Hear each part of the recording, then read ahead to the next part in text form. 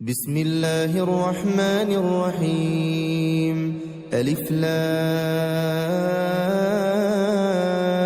را. تلك آيات الكتاب الحكيم. أكان للناس عجبا أن أوحينا إلى رجل منهم أن أنذر الناس وبشر الذين آمنوا أن لهم قدم صدق عند ربهم. قال الكافرون إن هذا لساحر مبين. إن ربكم الله الذي خلق السماوات والأرض في 6 أيام ثم استوى على العرش يدبر الأمر ما من شفيع إلا من بعد إذنه. ذلكم الله ربكم فاعبدوه أفلا تذكرون. إليه مرجعكم جميعا وعد الله حقا إنه يبدأ الخلق ثم يعيده ليجزي الذين آمنوا وعملوا الصالحات بالقسط والذين كفروا لهم شراب من حميم وعذاب أليم بما كانوا يكفرون. هو الذي جعل الشمس ضياء والقمر نورا وقدره من آذل لتعلموا عدد السنين والحساب. ما خلق الله ذلك إلا بالحق يفصل الآيات لقوم يعلمون. إن في اختلاف الليل والنهار وما خلق الله في السماوات والأرض لآيات لقوم يتقون. إن الذين لا يرجون لقاءنا ورضوا بالحياة الدنيا واطمأنوا بها والذين هم عن آياتنا غافلون أولئك مأواهم النار بما كانوا يكسبون.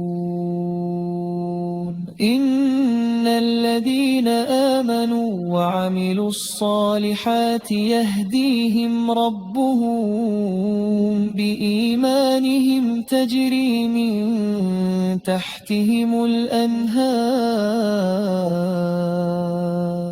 في جنات النعيم دعواهم فيها سبحانك اللهم وتحياتهم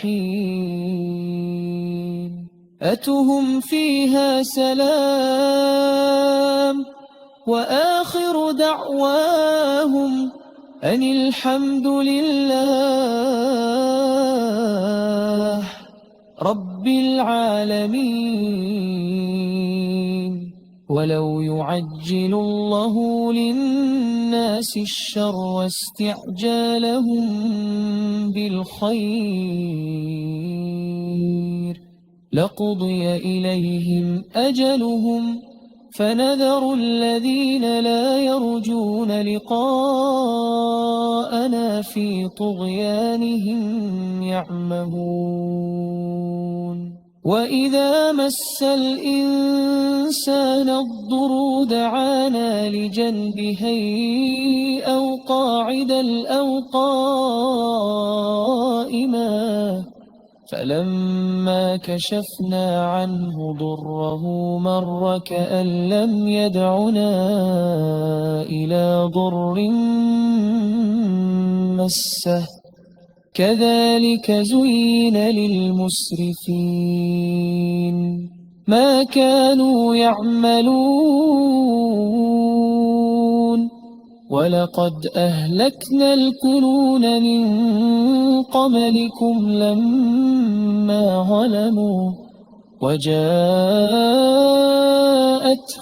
رسلهم بالبينات وما كانوا ليؤمنوا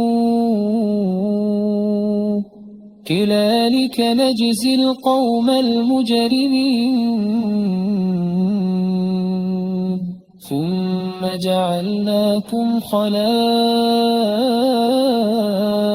في الأرض من بعدهم لننظر كيف تعملون وإذا تتلى عليه الآيات لا بينات قال الذين لا يرجون لقاء نأت بقرآن غير هذا أو بدله قل ما يكون أن أؤبله من تلقاء نفسي إن أتبع إلا ما يوحى إلي إني أخاف إن عصيت ربي عذاب يوم عظيم قل لو شاء